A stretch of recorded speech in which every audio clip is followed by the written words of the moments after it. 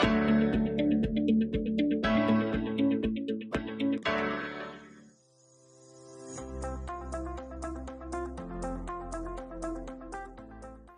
students, welcome to the session of Social Science.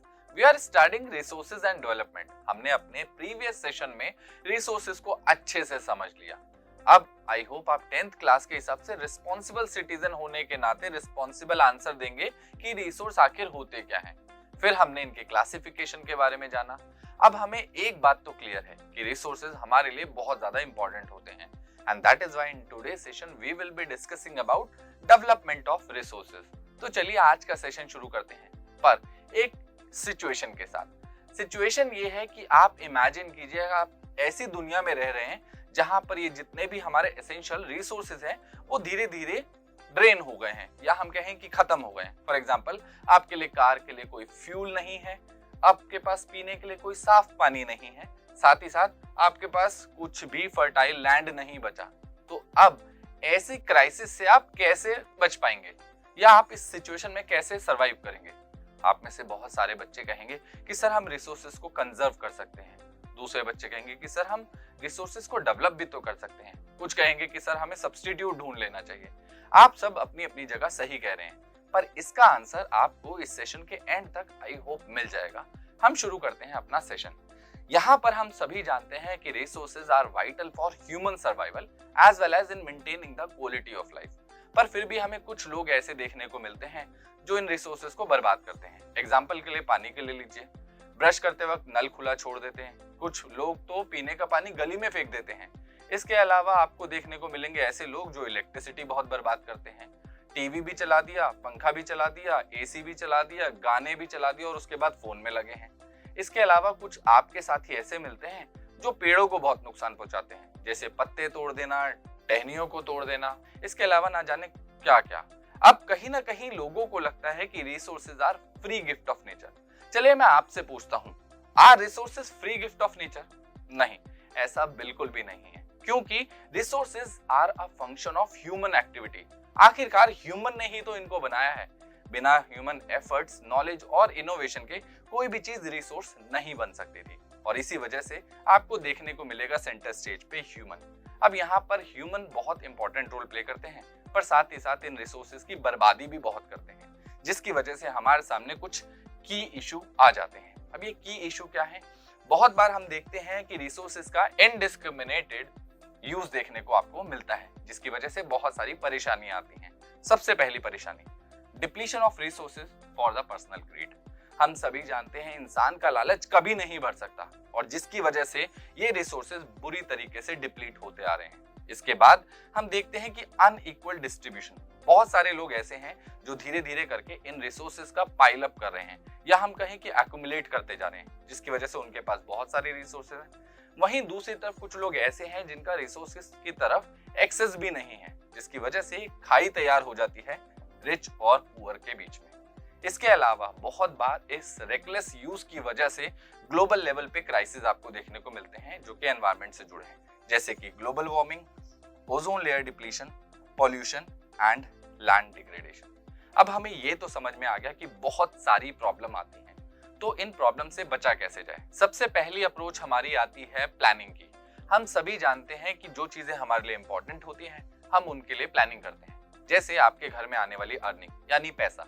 आपके mummy papa पैसे को बहुत केयरफुली प्लान करते हैं एंड देन उसको स्पेंड करते हैं. ठीक ऐसे ही ये रिसोर्सेज भी बहुत इंपॉर्टेंट है और फाइनाइट है, जिसकी वजह से इनकी प्लानिंग बहुत जरूरी है. ये प्लानिंग इंश्योर करती है fair and equitable distribution of resources, जिसकी वजह से सब लोगों की एक्सेस इन रिसोर्सेज तक पहुंच पाए और वो इस अपॉर्चुनिटी का फायदा उठा पाए.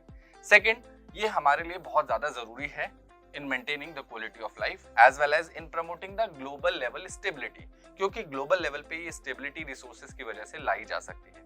बहुत सारी कंट्रीज ऐसी हैं जहां पर रिसोर्स डेफिसिट है, जबकि बहुत सारी कंट्रीज ऐसी हैं जहां पर एम्पल अमाउंट ऑफ रिसोर्सेज है. अगर वो चाहें तो मिलकर एक अपॉर्चुनिटी क्रिएट कर सकते हैं पूरी दुनिया के लिए.